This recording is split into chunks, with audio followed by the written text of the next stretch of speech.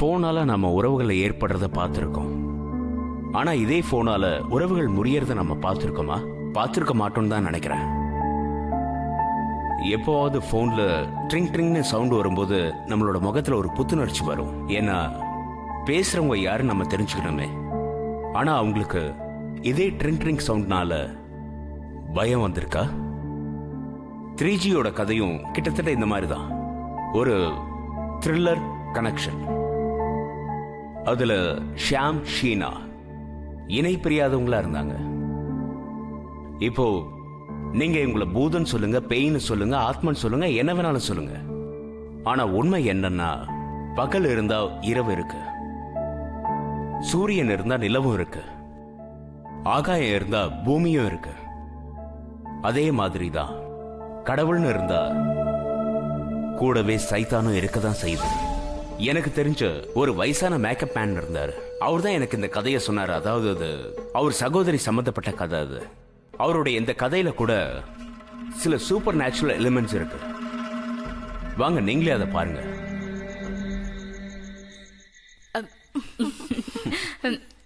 இதோ இன்னொன்னு வச்சுக்கோங்க. ஏன் சாப்பிட மாட்டேங்கிறீங்க? என்ன பார்த்தா யானை மாதிரியா இருக்க, ஊட்டிக்கிட்டே இருக்கீங்க. இங்க பாருங்கப்பா, பாட்டி உங்களை யானைன்னு தான் நினைக்கிறாங்க. என்ன? ஐ மீன் அம்மா கிட்ட சாப்பாட்டுல நிறைய நெய் சேர்க்காதன்னு சொல்லுவாங்க. அதுவும் இல்லாம உன் பொண்ணுங்க யானைக்குட்டி மாதிரி ஆயிட்டா யார் கல்யாணம் பண்ணிப்பாங்கன்னு சொன்னாங்க. சும்மா இரு, எப்படி கிண்டல் பண்றா பாருங்க. சாரி. நல்ல வேலை ஞாபகம் வந்துருச்சு. சித்தி பாட்டி வீட்டுக்கு போயிருக்கா. அவளை போய் கூட்டிட்டு வரணும். இன்னைக்கு அவ ஸ்கூட்டி எடுத்துட்டு போல. சரி. இந்த கரண்ட்டுக்கு என்னாச்சு?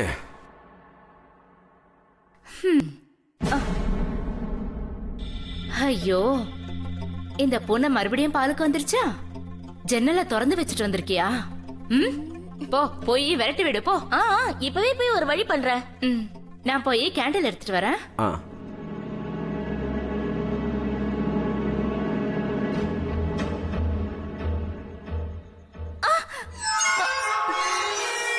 இன்னைக்கு நான் அதை விடவே போறதில்ல.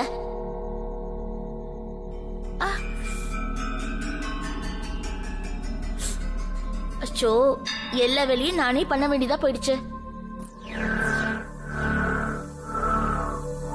ரித்தி இன்னுமா வரல?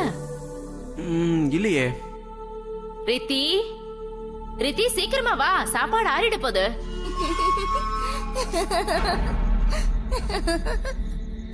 இந்த பொண்ணு இருக்காளே, அந்த பூனைய விரட்ட போனாலா இல்ல அது கூட விளையாட போனாலா? நான் போய் பாத்துட்டு வந்துடுறேன்.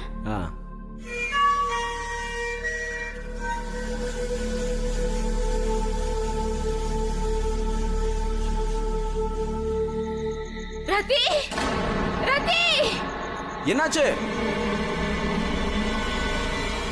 என்னாச்சு? இத பாருங்க.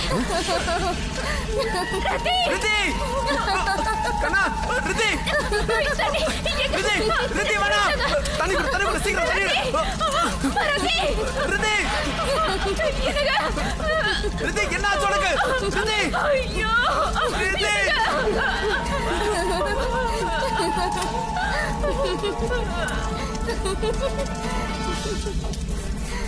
மத்திய பிரதேசத்தை சேர்ந்த ஒரு சின்ன நகரம் தான் இந்தோர். வண்ணமயமான துணிகளை உடுத்திக்கிட்டு சில நேரங்கள்ல சைக்கிளையும் சில நேரங்கள்ல காஸ்ட்லி கார்லயும் போவாங்க. இந்த ஊர் எவ்வளவு வித்தியாசமானதோ இந்த ஊர் மக்களும் வித்தியாசமானவங்க. அதை விட வித்தியாசமானது இந்த ஊர்ல நடந்த சில வித்தியாசமான சம்பவங்களோட உண்மை கதைகள். இன்னைக்கு நாம இந்த மாதிரி ஒரு சம்பவத்தை தான் பேச போறோம். எந்த கதைகள்ல சூப்பர் நேச்சுரல் பவர்ஸ், அதாவது பரலோக சக்திகள் சம்பந்தப்பட்டிருக்கு.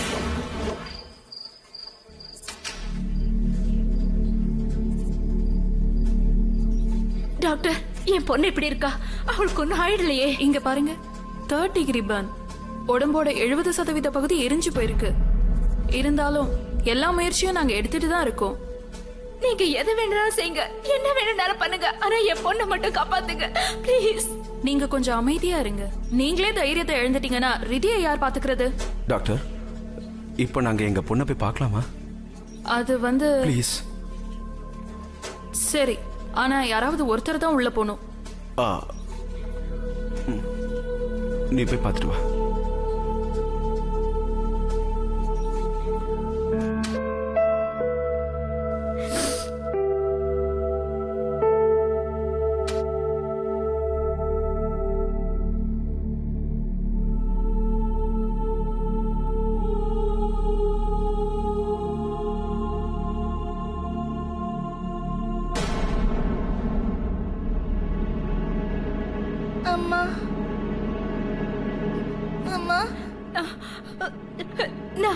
நான் இங்கதாம்மா இருக்கேன்.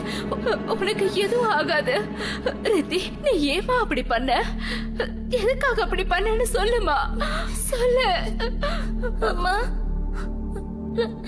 ரொம்ப வலிக்குதுமா. அம்மா நான் ஒண்ணுமே செய்யல, எனக்கு ஒண்ணுமே தெரியாதுமா. நான் கிச்சனுக்கு போனேன்னா இன்னைக்கு நான் அதை விடவே போறதில்ல.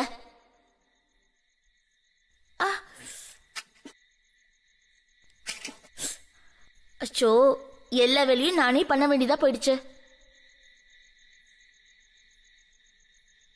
அந்த பூனை எங்க போச்சு?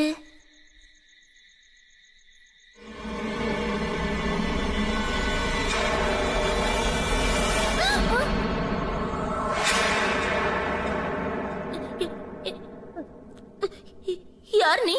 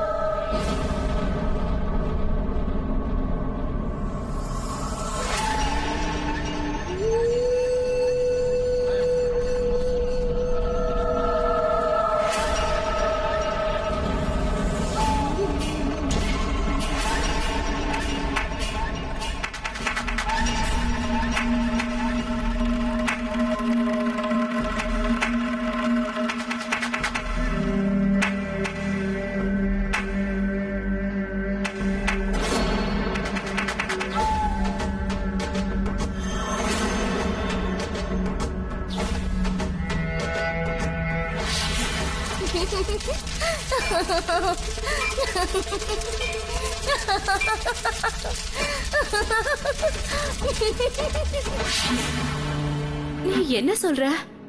அது எப்படி நடந்திருக்கும்? அம்மா அம்மா நான் உண்மையதான் சொல்றேன். உங்க மேல சத்தியம். என் கனவுல கூட வந்திருக்கம்மா. நீ சொல்றது உண்மைமா. ப்ளீஸ் என்ன நம்புங்கம்மா. நம்புறேம்மா, நான் உன் பேச்ச நம்புறேன். நீ கொஞ்ச நேரம் ரெஸ்ட் எடுத்துக்கோ, எல்லாம் சரியா போயிடும். நான் உன் பக்கத்திலே இருக்கேன், சரியா? எல்லாமே சரியாயிடும். இப்ப தூங்க.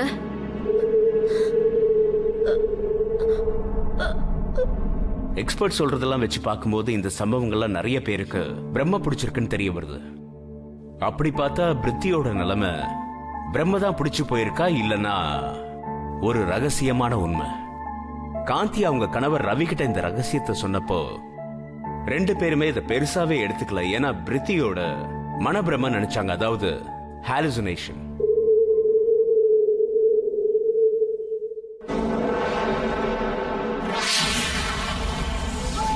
அம்மா அவங்க ரெண்டு பேரும் மறுபடியும் இங்க வந்துட்டாங்கம்மா. அம்மா என்ன கூட்டிட்டு போக வந்துட்டாங்க. அம்மா ஏதாவது பண்ணுங்கம்மா. இல்லம்மா, இங்க யாருமே இல்ல. அம்மா முதல்ல நீங்க எந்த கூட்டிட்டு போங்கம்மா. நான் சொல்ற பேச்சு கேளு, நீ ரெஸ்ட் எடுத்துக்கோ. இங்க யாருமே இல்ல. என்ன உங்க கூடவே வீட்டுக்கு கூட்டிட்டு போயிடுங்கம்மா, இல்லைன்னா செத்து போயிடுவேம்மா. டாக்டர், டாக்டர், நான் போய் டாக்டரை கூட்டிட்டு வரேன். அம்மா என்ன விட்டுட்டு போகாதீங்க. அம்மா அவ இங்கதான் வரா.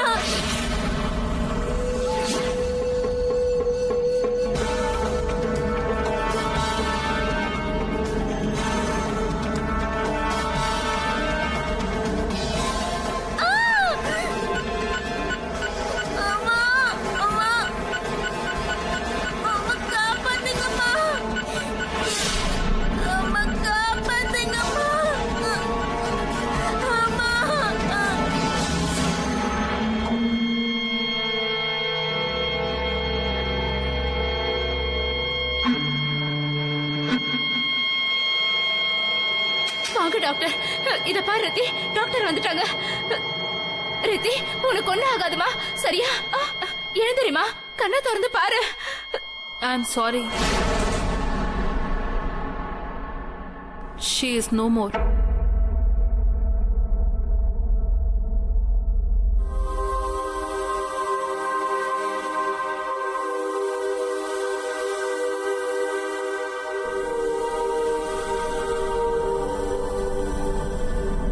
உங்க ரெண்டு பேர்ல யாராவது அவளை திட்டுவீங்களா? இல்ல இன்ஸ்பெக்டர் சார். வேற யாரு கூடயாவது சம்பந்தம் இருக்கா? நான் என்ன கேக்குறேன்னு உங்களுக்கு புரியும்னு நினைக்கிறேன். நீங்க என்ன பேசுறீங்க இன்ஸ்பெக்டர்? நான் கேட்ட கேள்விக்கு மட்டும் பதில் சொன்னா போதும். அந்த மாதிரிலாம் எதுவும் இல்ல சார். ஏதாவது காரணம் இருக்கணுமே, இல்லன்னா ஏன் கொளுத்திக்கணும்? இன்ஸ்பெக்டர் சார், அவ ஏன் இந்த மாதிரி செஞ்சுக்கிட்டான்னு எங்களுக்கே எதுவுமே புரியல. அது கூடிய சீக்கிரம் தெரிஞ்சிடும். போஸ்ட்மார்டம் முடிஞ்சதுக்கு அப்புறம் உங்ககிட்ட மறுபடியும் விசாரணை பண்ணுவேன்.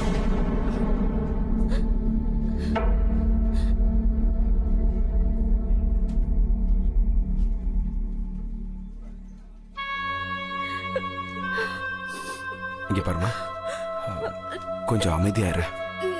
இங்க பாத்தியா, இவளையும் நம்ம தானே பாத்துக்கணும். இங்க பாரு, அவ முன்னாடி எதுவும் தேவையில்லாம அதிகமா பேச வேணாம், சரியா? ஏன் சொல்றேன்னா, ரித்தியோடைய இறப்புனால அவளுக்கு மன அழுத்தம் வந்துடக்கூடாது.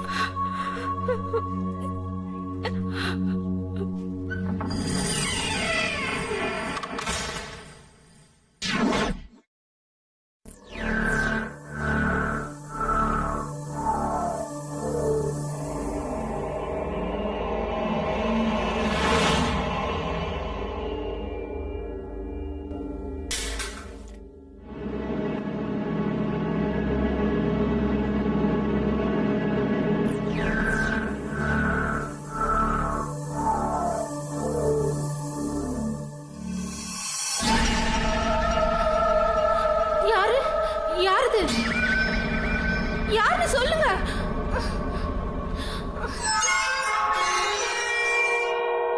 யாரு கேக்குறல்ல? ஏன் பேச மாட்டீங்க?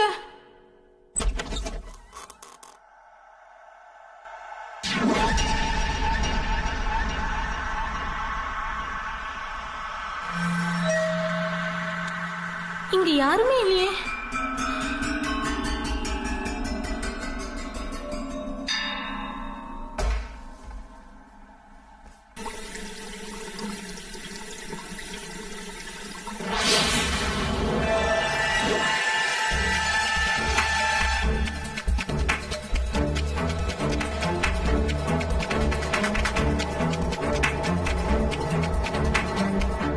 ரித்தியோட இழப்பு அவங்க அம்மா கிராந்திக்கு ரொம்ப பாவம் துக்கமாவே இருந்தது.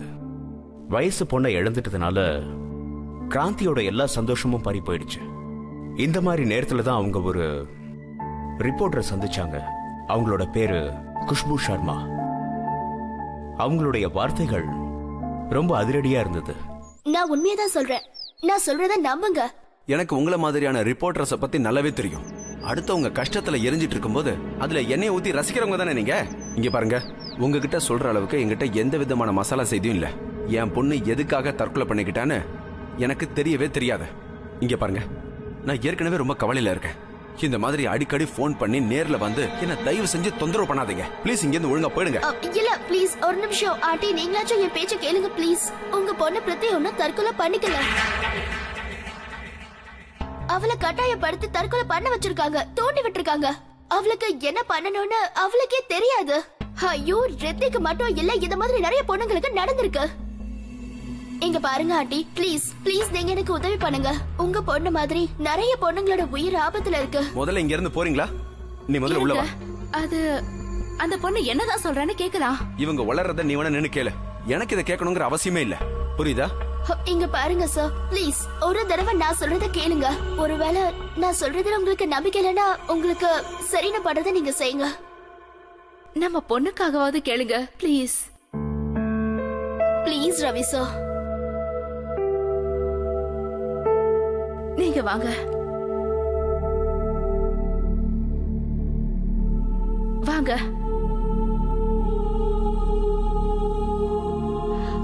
ஆண்டி, அங்கிள், எனக்கு தெரியும் ரித்தியோட துக்கத்துல இருந்து நீங்க வெளியில வரணும்னு நினைக்கிறீங்க. ஆனா உண்மை என்னன்னா, ரித்தி அன்னைக்கு தற்கொலை பண்ணிக்கல. ஆமா ஆண்டி, நான் சொல்றது உண்மை. இது ஒரு சதி வேலை. நீங்களே பாருங்க. இந்தாங்க, இத பாருங்க, இத பாருங்க அங்கிள், இத பாருங்க. ரித்தி மாதிரி நிறைய பெண்கள் தன்னை தானே எரிச்சு தற்கொலை பண்ணிக்கிட்டாங்க.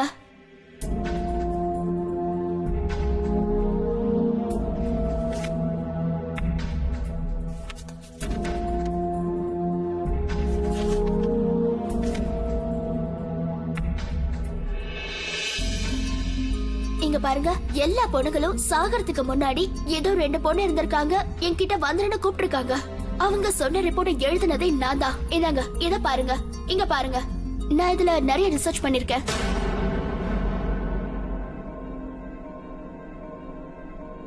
கிராந்தி, இது எல்லாத்தையும் படிச்சிட்டியா? இவங்க சொன்ன எல்லாத்தையும் கேட்டுட்டல? இந்த மாதிரி ரிப்போர்ட்டர்ஸ் உடைய வேலை என்னன்னா, சின்ன விஷயம் ஏதாவது ஒண்ணு கிடைச்சிருச்சுன்னா அதை ஊதி பெருசாக்குறது தான் இவங்களுடைய வேலை. ஹலோ மேடம், நீங்க சொன்ன இந்த கட்டுக்கதைகள்ல எனக்கு எந்த விதமான இன்ட்ரெஸ்டும் இல்ல. புரிஞ்சுதா? நீங்க என்ன சொன்னீங்க? என் பொண்ணு ஒரு மனநோயாளி நான் சொன்னீங்க. கிளம்புங்க, முதல்ல இங்க இருந்து கிளம்புங்க. ஆண்டி, ஆண்டி ப்ளீஸ், நீங்களாவது நான் சொல்றத நம்புங்க. ப்ளீஸ் நீங்க எனக்கு ஹெல்ப் பண்ணுங்க ஆண்டி. என்னை எப்பவோ வேலையில இருந்து எடுத்துட்டாங்க. நான் சொல்றத நம்புங்க ஆண்டி. இது எல்லாமே உண்மைதான், எதுவும் பொய் இல்லைன்னு நான் நிரூபிக்கணும்னு நினைக்கிறேன். ப்ளீஸ் ஆண்டி, ப்ளீஸ் உங்க பொண்ணுக்காக இந்த சக்கர வியோகத்தை உடைக்கிறதுக்காக ஹெல்ப் பண்ணுங்க. Please aunty. வளரி கொட்டிட்டியா? கிராந்தி, முதல்ல இவளை இங்க இருந்து வெளியில போக சொல்லு. Aunty please. கிராந்தி விருத்தியோட சாவுக்கான காரணத்தை தெரிஞ்சுக்க விரும்பினா அவங்களோட மனசுல எண்ணற்ற கேள்விகளுக்கு விட தெரிய வேண்டியதா இருந்தது. ஆனா ஆச்சரியமான விஷயம் என்னன்னா, அந்த எல்லா கேள்விகளுக்கும் ஆன பதில் இவ்ளோ வித்தியாசமா இருக்கும்னு அவங்க எதிர்பார்க்கவே இல்லை. Thank you so much aunty. என்னை நம்பினதுக்கு ரொம்ப நன்றி. என்னை பார்க்க வந்ததுக்கும் நன்றி. நீ என்ன சொல்ல வந்தியோ சொல்லு. ரித்தியோட மரணத்தை பத்தியா? இதோ இத பாருங்க ஆண்டி, இந்த போட்டோவை பாருங்க. இந்த போட்டோ ரீமா நிஷாவோடது. வயசு 18.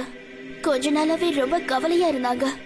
அவங்க அம்மா கிட்ட நிறைய கெட்ட கனவு வரதா சொல்லிருக்காங்க. ஒரு நாள் வீட்டு ஆளுங்களோட கோவிலுக்கு போயிருக்காங்க. வழியில பெட்ரோல் நிரப்புறதுக்காக வண்டி நிறுத்திருக்காங்க.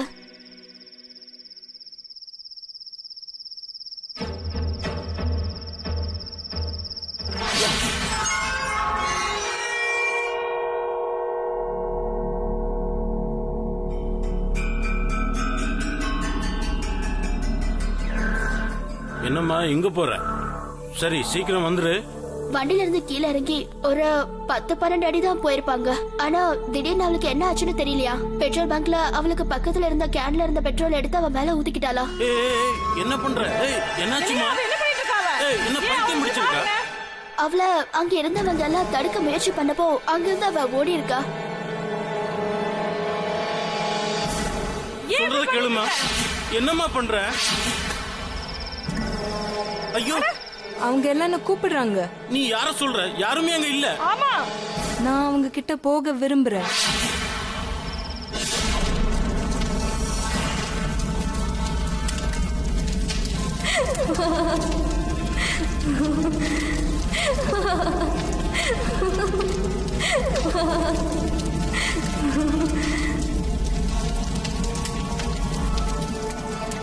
குடும்பத்துல இருந்த மத்தவங்களுக்கும் எதுவும் புரியல.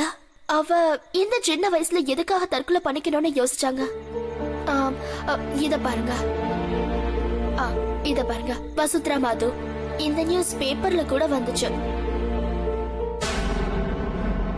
ஒரு நாள் அவங்க ஃபேமிலியோட பிக்னிக் போயிருந்தப்போ எல்லாம் நல்லா தான் போயிட்டு இருந்திருக்கு.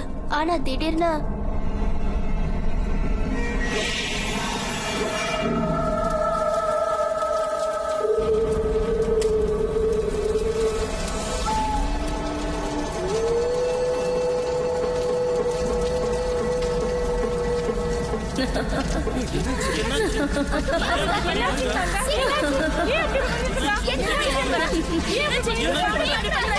அம்மா, என்ன அவங்க கூப்பிடுறாங்கம்மா. நான் அவங்க கூட போறேம்மா.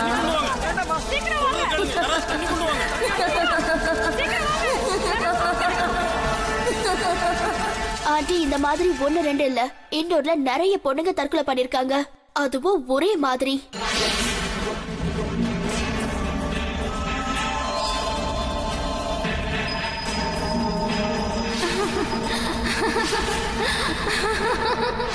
எல்லா பொண்ணுங்களும் சாகறதுக்கு முன்னாடி என்ன சொல்லிருக்காங்க தெரியுமா? யாரோ அவங்கள கூப்பிடுறதா சொல்லிருக்காங்க. இந்த எல்லா பொண்ணுங்களுடைய கனவுலயும் ஏதோ 2 பொண்ணுங்க வந்துருன்னு அவங்கள கூப்பிட்டுருக்காங்க. ஆண்டி, நான் இந்த எல்லா தற்கொலை சம்பவத்தை பத்தியும் ரிசர்ச் பண்ணிருக்கேன். இது 2 வருஷத்துக்கு முன்னாடி ஆரம்பிச்சிருக்கு. ஒரு நாள் 2 பொண்ணுங்க ஒருத்தருக்கு ஒருத்தர் நெருப்பு வச்சு இறந்துட்டாங்க. அதுக்கப்புறமா தான் இந்த 20 கேசஸ், 20 அப்பாவி பெண்கள் உயிரிழந்திருக்காங்க. அதோட இதோ பாருங்க, இத பாருங்க.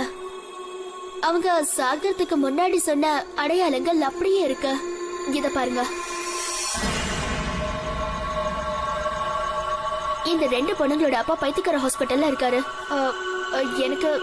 எனக்கு என்ன தோணுதுன்னா அவர் ஒருத்தர்னாலதான் இதுக்கு என்ன சொல்யூஷன் சொல்ல முடியும். ஆனா அந்த ஆளோட பைத்தியம். அவர்கிட்ட பேசி எல்லா முயற்சிகளும் எடுத்து தோத்து போயிட்டேன். ஆண்டி, நீங்க தான் எனக்கு இருக்க கடைசி நம்பிக்கை. பிரச்சனையோட ஆணிவேர் வரைக்கும் போயிட்டோம்னா ஏன் இப்படி எல்லாம் நடக்குதுன்னு தெரிஞ்சுக்க முடியும். முடிஞ்சா நிறைய அப்பாவி பெண்களோட வாழ்க்கையை காப்பாத்த முடியும். குஷ்பு என் பொண்ணு இறந்து போயிட்டா. என்னால இந்த பொண்ணுங்களுடைய அம்மா அப்பாவோட துக்கத்தை புரிஞ்சுக்க முடியும். ரிதி மேல சத்தியமா சொல்றேம்மா, நான் உனக்கு கண்டிப்பா உதவி பண்றேன்.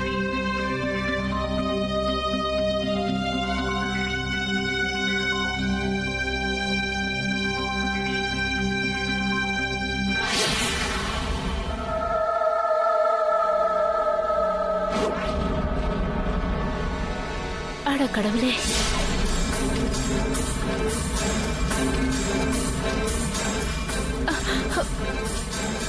நம்ம இங்க இருந்து போய் ஆகணும். நான் உன்னை நாளைக்கு சந்திக்கிறேன்.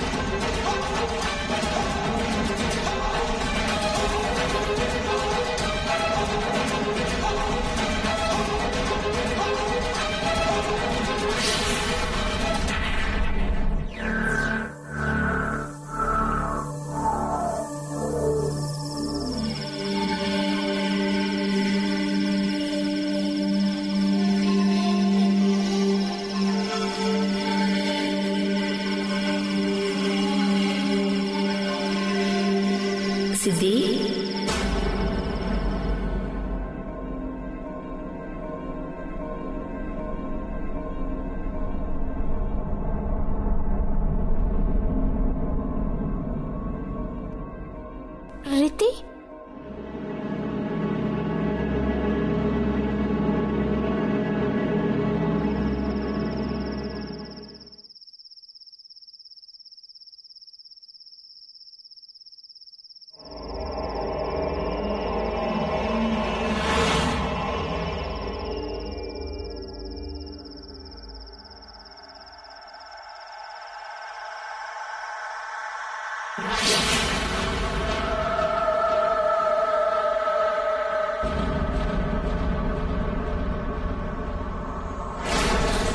ரித்தி, சித்தி, நான் உன்னை கூட்டிட்டு போக வந்திருக்கேன்.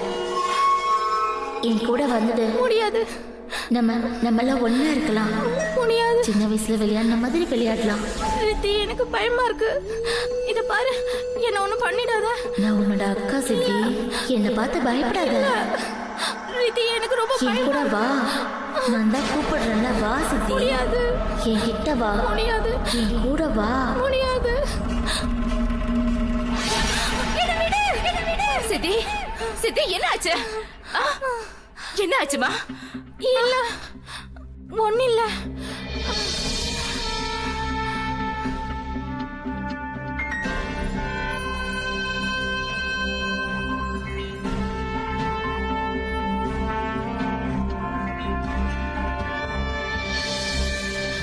இத பாருமா, நானும் உன்னை போல ரித்திய நிறைய மிஸ் பண்றேன். நிறைய. சரிங்க பாரு, நீ படுத்து தூங்க. ரொம்ப லேட் ஆயிடுச்சு இல்லையா? Good night.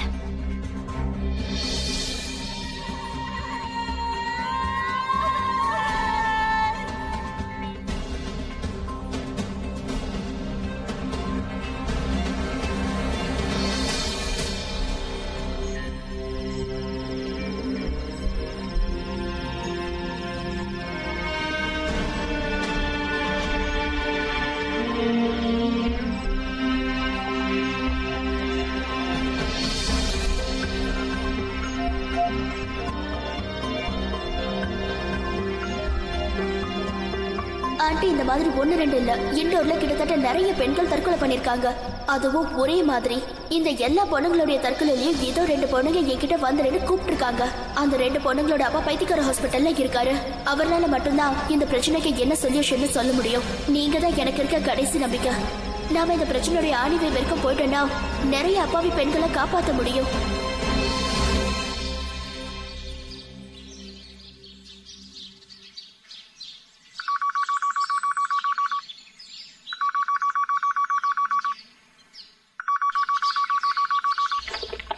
ஹலோ ஹலோ, நான் சிட்டி ஹாஸ்பிட்டல்ல இருந்து பேசுறேன். உங்களுக்கு குஷ்பு சர்மாவை தெரியுமா? ஆமா, என்னாச்சு குஷ்புக்கு? நீங்க ப்ளீஸ் சீக்கிரமா ஹாஸ்பிட்டலுக்கு வந்துருங்க. சரிங்க, ஓகே.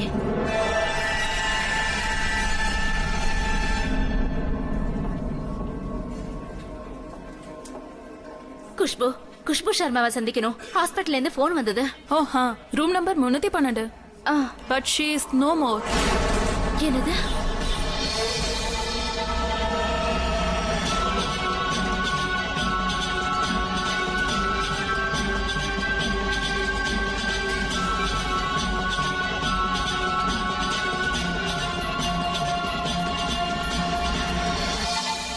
நேத்து வரைக்கும் நல்லா தான் இருந்தா, ஆனா கொஞ்சம் கவலையா இருந்த மாதிரி தெரிஞ்சது.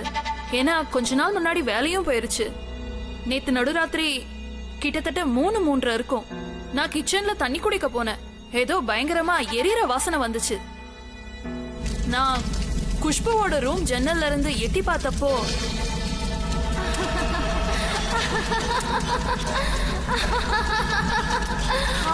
குஷ்பு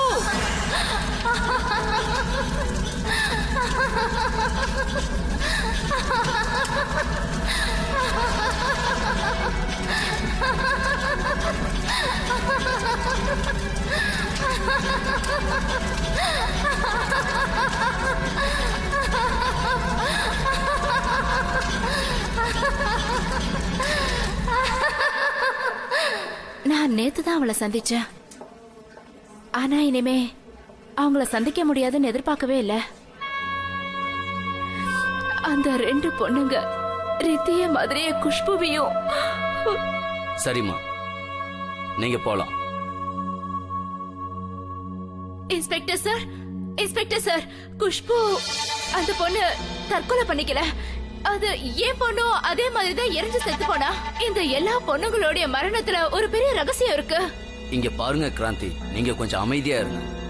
நீங்க உங்க பொண்ணு இறந்த சோகத்துல இருக்கீங்கன்னு எனக்கு நல்லா தெரியுது. ஆனா இதெல்லாம் ஒரு தற்கொலை பிரச்சனை இல்ல இன்ஸ்பெக்டர் சார், நான் சொல்றத கொஞ்சம் நம்புங்க. இங்க பாருங்கம்மா, குஷ்பு அவங்க மேல மண்ணெண்ணெயை ஊத்திக்கிட்டு கொளுத்திக்கிட்டாங்க. அட பாருங்க இன்ஸ்பெக்டர் சார். இங்க பாருங்க, நீங்க தயவு செஞ்சு வீட்டுக்கு போங்க. நான் உங்க வீட்டுக்கே வந்து உங்ககிட்ட ஸ்டேட்மெண்ட் வாங்கிக்கிறேன். ப்ளீஸ் போங்க, போலாம்.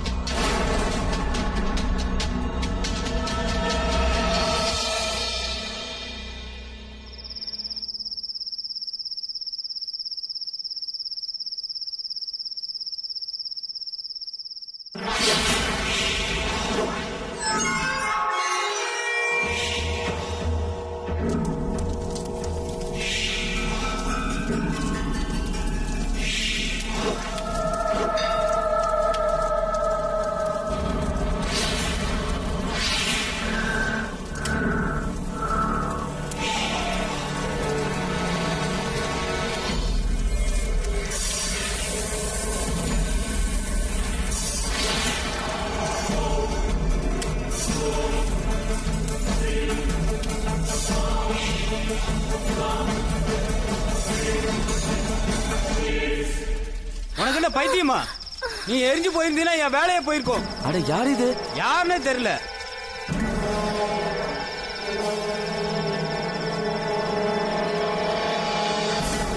இங்க பாரு கிராந்தி, உங்ககிட்ட கடைசி தடவையா சொல்றேன், நடக்க கூடாதது நடந்துருச்சு. இன்னும் நம்ம வீட்டுல மத்த எல்லாருமே உயிரோட தானே இருக்கோம். நீ இருக்க, நான் இருக்கேன், அப்புறம் சித்தியும் இருக்கா. நடந்ததை பத்தியே யோசிச்சுட்டு இருக்கிறதுனால எந்த பிரயோஜனமும் இல்லம்மா.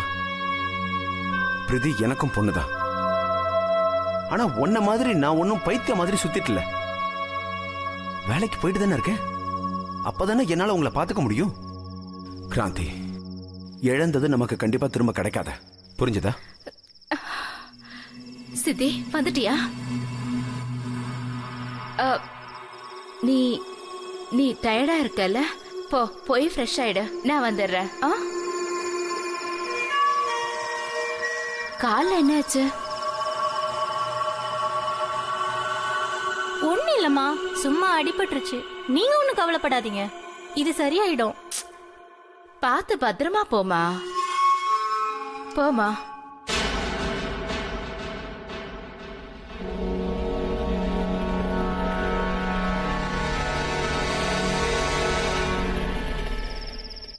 ஐயோ, நீங்க நான் சொல்றது ஏன் நம்ப மாட்டேங்கிறீங்க? பொண்ணு இறந்த சோகத்துல எனக்கு பைத்தியம் பிடிச்சிருக்குன்னு நினைக்கிறீங்களா? ரவி, நான் சொல்றத கொஞ்சம் நம்புங்க ப்ளீஸ். நான் அந்த 2 பொண்ணுங்களையும் என் கண்ணால பார்த்தேன்.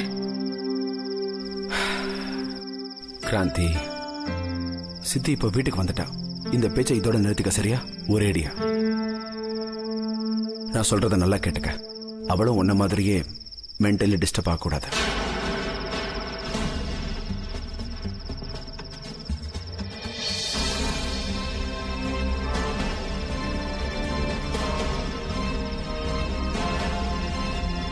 ரவி, நீங்க எனக்கு சப்போர்ட் பண்ணாலும் சரி பண்ணலனாலும் சரி, இந்த கதையை நான் இதோட முடிச்சே தீருவேன்.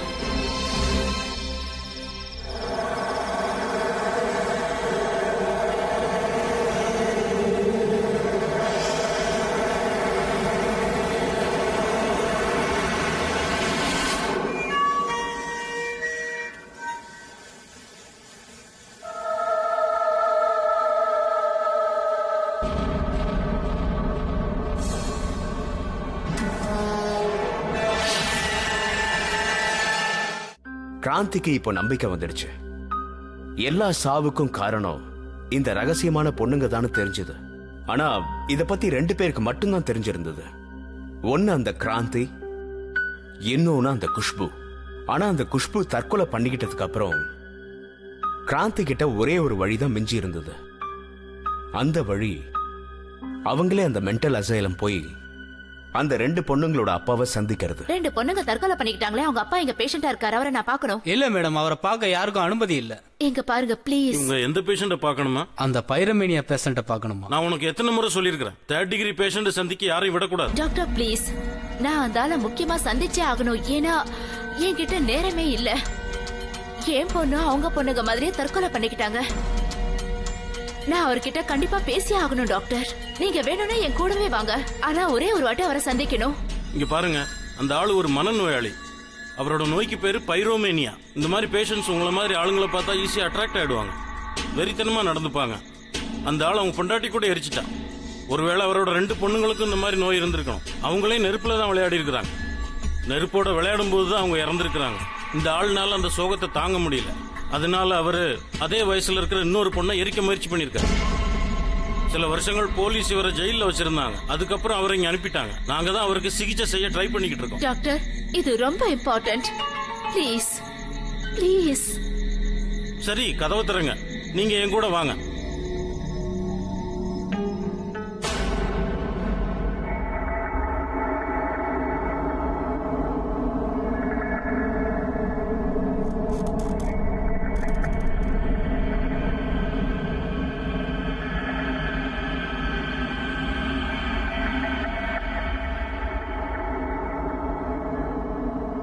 பிரகாஷ், நான் தான் கிராந்தி.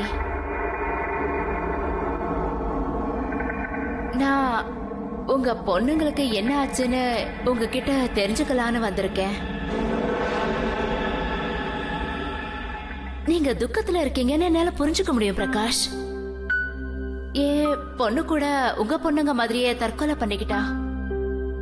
அதுக்காக உங்க பொண்ணுங்க எதனால இப்படி செய்யறாங்கன்னு தெரிஞ்சுக்கலான்னு வந்திருக்கேன்.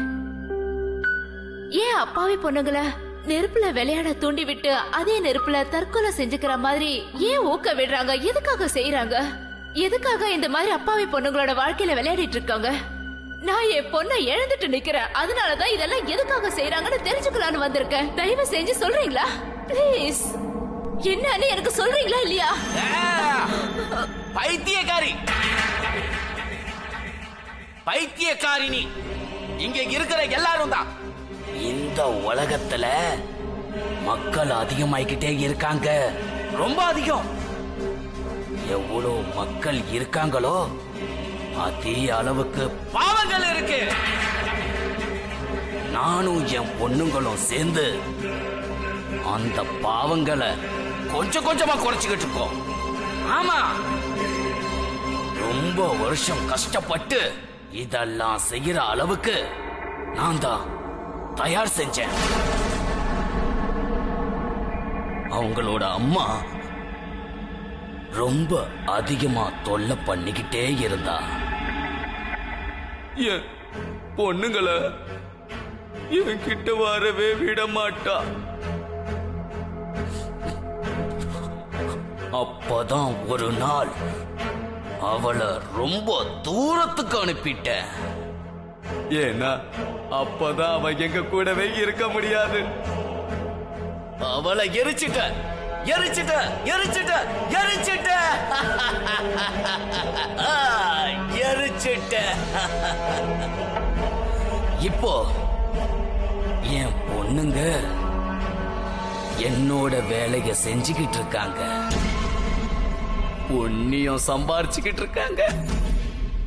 இன்னைக்கு நான் என் பொண்ணுங்களை நினைச்சு கர்வப்படுறேன் கர்வப்படுறேன் கர்வப்படுறேன்.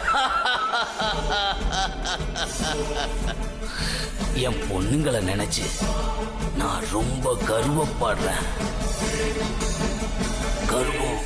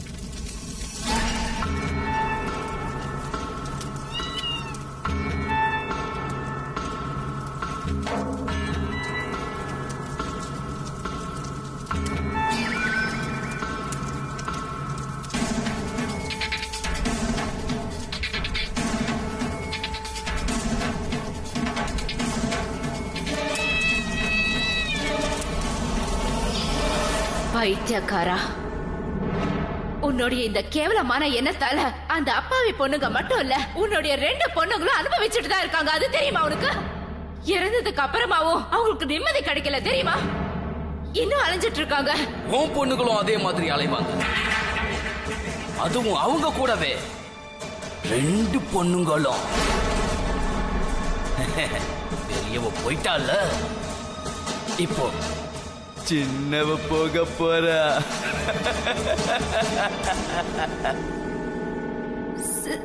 சித்தி போயிடுவாளா? சித்திய கூடவா? உன்னை நான் எச்சரிக்கிறேன் எச்சரிக்கிறேன். என் பொண்ணை என் கிட்ட இருந்து யாராலையும் பிரிக்க முடியாது. புரிஞ்சுதா உனக்கு? யாராலையும் முடியாது.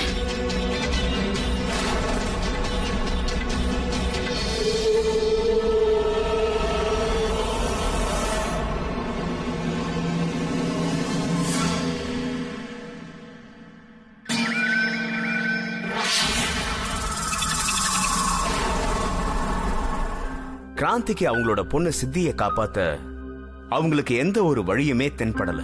ஆனா ஒரு விஷயத்துல ரொம்ப தீவிரமா இருந்தாங்க. ஆனா என்ன ஆனாலும் சரி, அவங்களோட பொண்ணு சித்திக்கு எந்த குறையுமே வரக்கூடாது.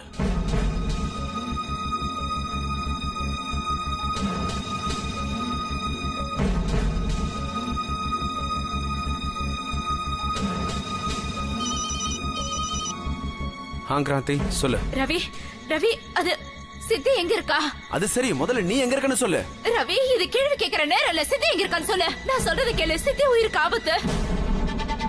நான் அங்க வர வரைக்கும் சித்திய உங்க கண் பார்வையிலே வச்சிருங்க, சரியா? அவகிட்ட போன கொடுங்க, அவளை கூப்பிடுங்க. சரி, இரு கூப்பிடுறேன். சித்தி, சித்தி நீ எங்க இருக்க? ஒரு நிமிஷம் லைன்ல இரு. சித்தி, உங்க அம்மா லைன்ல வெயிட் பண்ணிட்டு இருக்காங்க. சித்தி கண்ணா எங்க இருக்க? சித்தி சித்தி கிராந்தி சித்தி அவ ரூம்ல இல்ல. ரவி சீக்கிரமா போய் அவ எங்க இருக்கான்னு பாருங்க. இரு நான் பாக்குறேன். சித்தி சித்தி சித்தி நீ எங்க இருக்க? கிராந்தி சித்தி நம்ம ரூம்ல கூட இல்ல. சித்தி இங்க வீட்லயே இல்ல. ரவி சீக்கிரமா போய் அவளை தேடுங்க. வாங்க. அவ உயிருக்கு ஆபத்து. புரியுதா? Just go. சரி பாக்குறேன். எங்க போனான்னு தெரியலையே. சித்தி ஆட்டோ சீக்கிரமா எம்ஜி ரோடுக்கு போங்க. சீக்கிரமா ப்ளீஸ். சித்தி சித்தி சித்தி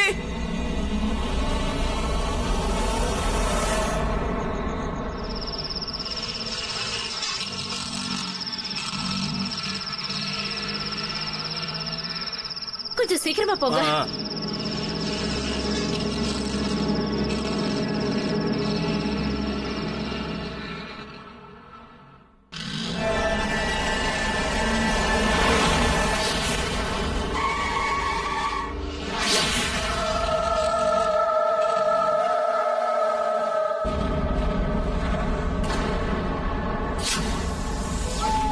அட என்ன ஆச்சுப்பா? சீக்கிரமா போங்க. சித்தி சித்தி சித்தி சித்தி சித்தி சித்தி கண்ணா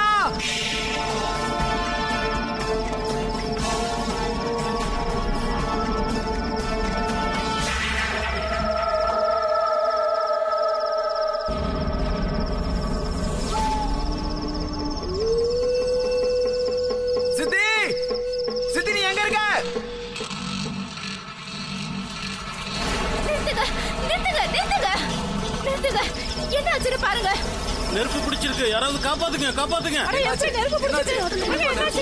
எப்படி பிடிச்சதுன்னு தெரியல சார்.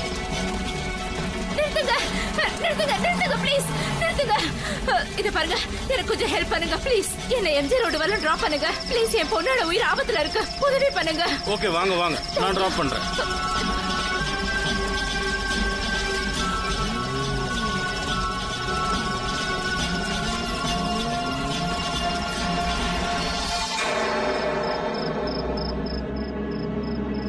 சித்தி ஏய் சித்தி நில்லுமா. எங்கம்மா போயிட்டு இருக்க? சித்தி நில்லுன்னு சொல்றல.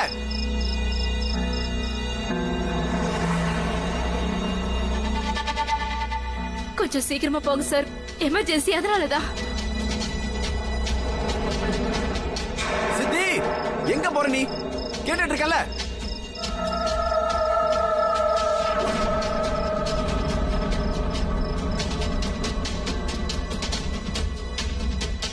சித்தி நீ என்ன பண்ணிட்டு இருக்க?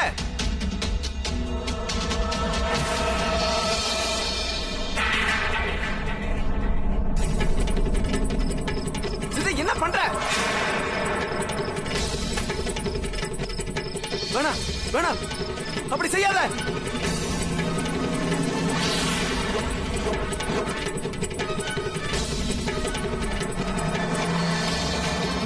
கொடுத்தாத. கீழே போடு போடு போடு போடு போடுமா போடுமா. அப்பா நான் போயே ஆகணும்ப்பா. அவங்க எல்லாம் என்ன கூப்பிடுறாங்கப்பா. யாரு யார் கூப்பிடுறா?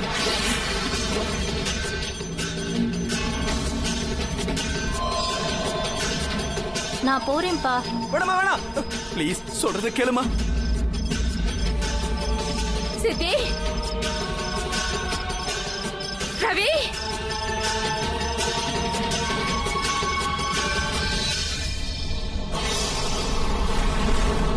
வேணாம். சித்தி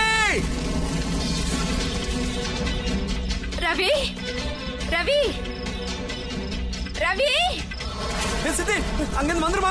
ரவி சித்தி சித்தி சித்தி சித்தி இப்படி வந்துருமா. சித்தி வேணாமா வேணாம் வந்துரு. வேணாமா சித்தி. அம்மா அப்பா நான் இப்ப போறேன். நான் போயே ஆகணும். ரவி சீக்கிரமா போங்க, எதையாவது செய்யுங்க. அவளை எப்படியாவது காப்பாத்துங்க. யாராவது உதவி பண்ணுங்க சார், ப்ளீஸ் சார். சார்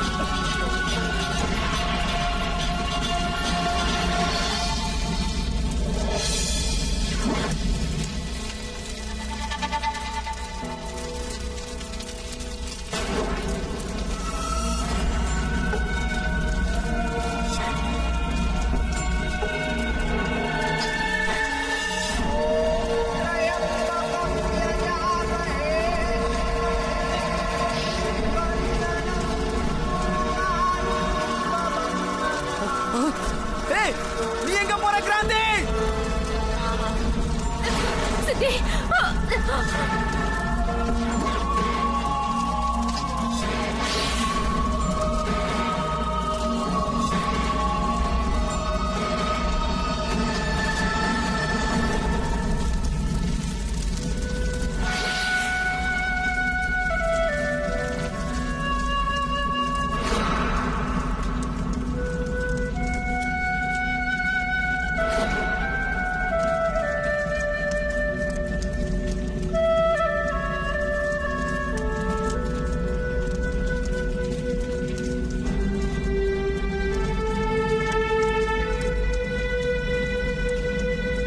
நம்ம பேரனாமல் எக்ஸ்பர்ட் வீணு சாந்தல் என்ன சொல்றாங்கன்னா, இது ஒரு ரெசிடுவல் ஹாண்டிங்கான கேஸ். சில ஆத்மாக்கள் ஒரே விஷயத்தை திரும்ப திரும்ப செஞ்சுக்கிட்டே இருக்கும். அவங்களுக்கு முக்தி கிடைக்கிற வரைக்கும் அதை செஞ்சுக்கிட்டே இருப்பாங்க. அது அவங்க உயிரோட இருந்தப்ப நடந்த விஷயமா இருக்கும். சின்ன வயசுல அவங்க அப்பா இப்படிதான் செய்யணும்னு அவங்களுக்கு சொல்லி கொடுப்பாரு. அந்த வயசுல அவங்க அப்பா செஞ்சது யதார்த்தமா அவங்க மனசுல பதிஞ்சிருக்கு. அதனால அவங்களும் பைத்தியம் ஆயிட்டாங்க. அது காரணமா தான் அவங்க இறந்ததுக்கு அப்புறமும் அதே மாதிரி நடந்துகிட்டு இருக்காங்க. உதாரணத்துக்கு ஒரு நார்மல் ஃபேமிலியில குழந்தைங்க நல்ல மார்க் எடுத்து பேரண்ட்ஸை சந்தோஷப்படுத்துற மாதிரி, அதே தான் இந்த 2 பொண்ணுங்களால எல்லாமே செய்ய முடியும்னு அவங்க பைத்தியக்கார அப்பாக்கு புரியுற மாதிரி நிரூபிக்க வேண்டிய சூழ்நிலை இருந்திருக்கு. தானே மீத்துவோட வாழ்க்கையில குறைன்னு ஒண்ணு இருந்ததுன்னா அது அவங்க அம்மாவோட அன்பு தான். சரியான பராமரிப்பும் அன்பும் கிடைக்காததுனால 2 பேரோட மனசும் கல்லு மாதிரி ஆயிடுச்சு. அதனாலதான் இறந்ததுக்கு அப்புறமும் அவங்க எல்லாரோடையும் அவங்க இந்த விளையாட்டை விளையாட ஆரம்பிச்சிட்டாங்க. ஆனா கிராந்தியோட அன்பு இவங்க 2 பேரோட மனசையும் உருக்க ஆரம்பிச்சிடுச்சு. ஆனா அந்த நாள்ல இருந்து நடந்த அத்தனை சம்பவமும் அந்த நகரத்துல திரும்பவும் நடக்கவே இல்லை. இப்ப பாவம் அந்த கிராந்தி இறந்துட்டதுனால அவங்க அந்த தானி மீத்துவோட அம்மாவா வாழ்ந்துகிட்டு இருக்காங்க நம்பப்படுது. அவங்களோட இன்னொரு உலகத்துல அந்த 2 பொண்ணுங்களோட அவங்க வாழ்ந்துகிட்டு இருக்கிறதா நம்பப்படுது.